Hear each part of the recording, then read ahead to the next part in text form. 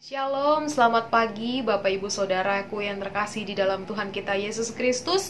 Kita bersyukur karena kita boleh dibimbing Tuhan tiba di tanggal 30 November, di hari terakhir di bulan November, dan besok kita bersiap untuk memasuki bulan Desember. Nah, Bapak Ibu Saudaraku, di pagi hari ini sebelum kita memulai perenungan pagi, mari bersama kita minta bimbingan Roh Kudus di dalam doa. Mari bersama kita berdoa. Bapa kami yang bertahta dalam kerajaan surga, Bapa yang kami sembah di dalam nama Tuhan kami Yesus Kristus, kami bersyukur bahwa Tuhan tetap senantiasa menjaga, melindungi kehidupan kami. Dari istirahat malam kami yang panjang, istirahat malam yang penuh dengan misteri, di pagi hari ini kami kembali dibangunkan Tuhan. Kami mendapatkan nafas kehidupan, anugerah Tuhan yang baru, dan kami bersyukur sebab Tuhan baik berperkara dalam kehidupan kami. Kami Tuhan, anak-anak Tuhan yang pada saat ini akan mengikuti renungan pagi. Berkati kami, biarlah kami boleh diberikan hikmat dari Tuhan, mengerti, bahkan juga kami diberikan kesempatan melakukan firman Tuhan dalam kehidupan kami sehari-hari. Ya Tuhan, kami siap mendengarkan firman Tuhan, oleh sebab itu berfirmanlah kepada kami semua. Di dalam nama Tuhan Yesus kami berdoa dan mengucap syukur. Amin. Saudaraku yang terkasih di dalam Tuhan, pembacaan Alkitab kita di pagi hari ini terambil dari Lukas pasal 12 ayat yang ke-13 hingga ayat yang ke-15. Lukas pasal 12 ayat yang ke-13 hingga ayat yang ke-15, demikianlah firman Tuhan. Seorang dari orang banyak itu berkata kepada Yesus, "Guru, katakanlah kepada saudaraku supaya ia berbagi warisan dengan aku." Tetapi Yesus berkata kepadanya, "Saudara, siapakah yang telah mengangkat aku menjadi hakim atau pengantara atas kamu?" Katanya lagi kepada mereka, "Berjaga-jagalah dan waspadalah terhadap segala ketamakan, sebab walaupun seorang berlimpah-limpah hartanya, hidupnya tidaklah tergantung daripada kekayaan itu." Demikianlah pembacaan Alkitab kita di pagi hari ini. Bapak Ibu Saudaraku yang dikasihi oleh Tuhan, pada perenungan kita di pagi hari ini dijelaskan bahwa terdapat konflik antar saudara. Ada sebuah permohonan yang diajukan kepada Kristus pada waktu yang sangat tidak tepat oleh salah seorang pendengarnya, yang ingin agar Kristus mau menjadi pengantara antara dia dengan saudaranya dalam permasalahan. Ternyata orang ini memiliki permasalahan dengan saudaranya, yaitu masalah harta keluarga. Kita bisa baca di ayat yang ke-13. Salah satu seorang mengatakan, "Guru, katakanlah kepada saudaraku, bicaralah seperti seorang nabi, bertitahlah seperti seorang raja, katakanlah dengan kuasa, supaya saudaraku mendengar apa yang engkau katakan.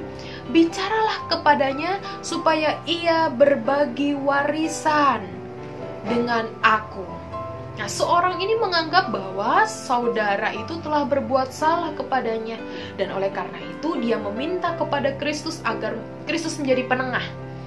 Yesus menjadi pengantara yang memberikan keadilan kepadanya.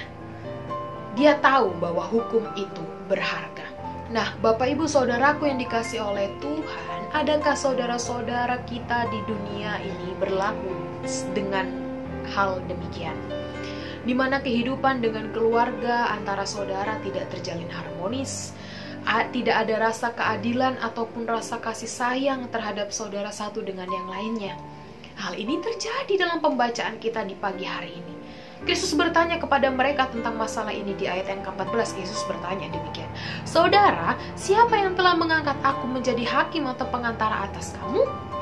Jelas di sini Kristus tidak mau menggunakan kuasanya untuk memutuskan mana yang benar, mana yang salah terhadap permasalahan warisan ini.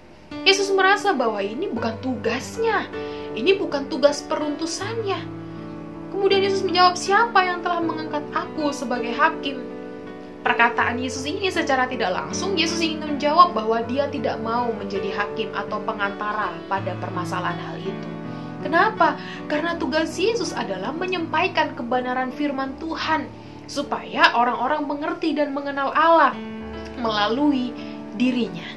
Di sini Yesus mengingatkan bagaimana tugas Yesus. Yesus mau mengingatkan bahwa adanya ketamakan, kerakusan dapat menjadi pendorong bagi seseorang yang mengabaikan persaudaraan dan kekeluargaan. Itu kita bisa baca di ayat yang selanjutnya, ayat yang ke-15. Itulah tugas Yesus mengingatkan bahwa berjaga-jaga dan berwaspadalah terhadap ketamakan. Itu adalah tugas Yesus. Yesus mengingatkan bahwa kerakusan dan ketamakan dapat menjadi pendorong seseorang untuk mengabaikan persaudaraan dan kekeluargaan. Ini bahaya Bapak Ibu Saudaraku. Saudaraku yang dikasih oleh Tuhan, pada perenungan firman di pagi hari ini diingatkan kembali bahwa waspada terhadap segala bentuk ancaman yang dapat merusak hubungan dengan sesama, khususnya dengan keluarga, di ayat yang ke-15. Hubungan yang dapat merusak bisa hubungan pertengkaran, hubungan karena ketamakan, berebutan harta waris, dan lain sebagainya. Firman Tuhan hari ini mau mengingatkan bahwa waspada terhadap ancaman. Banyak sekali ancaman yang dapat membuat keluarga antara saudara satu dengan yang lainnya hubungannya retak karena ada permasalahan, ancaman merebutkan harta warisan, merebutkan tanah, dan lain sebagainya. Dalam hal apa kita harus berjaga-jaga agar tidak menjadi tamak? Bagaimana caranya Bapak Ibu Saudaraku supaya kita tidak terjebak dalam sikap ini? Mari kita menjaga hati kita baik-baik dengan mendekatkan diri pada Tuhan. Jika kita pribadi memiliki hubungan yang akrab dengan Tuhan, kita akan memiliki roh Tuhan. Roh Tuhan itu tinggal di dalam hati dan diri kita. Dan roh Tuhan ini yang akan membantu mengontrol pikiran, sikap, hati kita dalam menjalani kehidupan ini. Roh Tuhan yang akan memelihara diri dan hati kita supaya ketamakan tadi tidak menguasai hidup kita. Ini cara pertama dan mungkin utamanya seperti itu Bapak Ibu Saudaraku. Tuhan tidak melarang kita menjadi kaya. Bahkan menjadi seorang yang sangat-sangat kaya raya, miliarder, dermawan, Tuhan tidak melarang kita. Tetapi Tuhan mau mengingatkan agar kita tidak terjerumus dalam sikap yang tamak tersebut. Tuhan mengingatkan agar kekayaan yang dimiliki tidak hanya untuk kepentingan dirinya sendiri, namun juga untuk kepentingan sesama dan untuk kemuliaan nama Tuhan. Lewat berkat melimpah yang dimiliki, hendaknya mampu membuat kita menjadi saluran berkat bagi sesama yang membutuhkan. Tetap ingat bahwa segala sesuatu yang kita miliki asalnya dari Tuhan. Oleh sebab itu, apapun yang kita peroleh, pergunakanlah itu demi kemuliaan nama Tuhan. Mengapa demikian?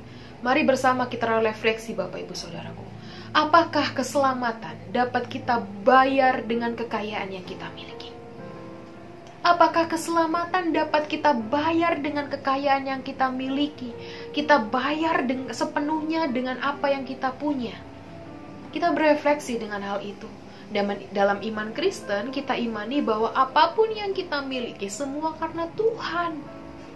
Baik kesehatan, kesuksesan, jabatan tinggi, bahkan juga keselamatan pun karena Tuhan yang memberi secara cuma-cuma.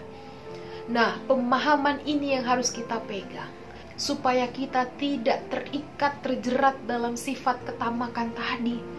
Kristus sudah membayar dengan harga yang mahal, dan harga yang mahal itu ternyata gratis untuk kita Bapak Ibu Saudaraku. Tuhan bayar dengan darah dan tubuhnya, yang dalam konteks manusia, dalam konteks keuangan kita tidak akan mampu membayarnya dengan uang. Mari bersama, lewat kesaksian ini, lewat pemahaman ini, lewat firman Tuhan hari ini, kita semakin hari mendekatkan diri pada Tuhan. Dan kita siap untuk mau menjadi pelaku-pelaku firman Tuhan. Ketika kita mendekatkan diri kepada Tuhan, kita dijauhkan dari sifat yang seperti tadi. Tuhan Yesus kiranya tetap menjaga, menyertai hati kita, dan melindungi kita dalam melanjutkan aktivitas kita di pagi hari ini. Mari bersama kita berdoa. Bapa dalam kerajaan sorga, terima kasih untuk firman Tuhan di pagi hari ini, yang menguatkan kami, memberikan kami kekuatan, perlindungan, peneguhan bagi kami, supaya kami tetap mau mengandalkan Tuhan dalam kehidupan kami. Ketika kami ada dalam proses membuat kami bangga dengan kekayaan, dengan kesuksesan, jabatan, finansial yang mencukupi bahkan lebih, ingatkan kami untuk kami bersyukur. Ingatkan kami bahwa kami memiliki itu semua karena asalnya dari Tuhan. Biarlah dengan rasa ungkapan syukur kami boleh memancarkan kasih Tuhan kepada sesama dan nama Tuhan semakin dimuliakan. Bapa dalam kerajaan surga, ketika hari ini kami diizinkan ada nafas kehidupan yang boleh kami terima, kami akan memulai melanjutkan aktivitas kami. Baik kami bekerja, kami yang dalam mengurus rumah tangga, kami menikmati masa tua kami, maupun kami yang bergumul dalam sakit penyakit kami. Tuhan, kami mau datang menyerahkan segala aktivitas pergumulan sakit penyakit kami di dalam tangan Tuhan. Biarlah Tuhan turut bekerja luar biasa hebat dalam kehidupan kami, sehingga di hari ini kami boleh melewatinya bersama-sama dengan Tuhan.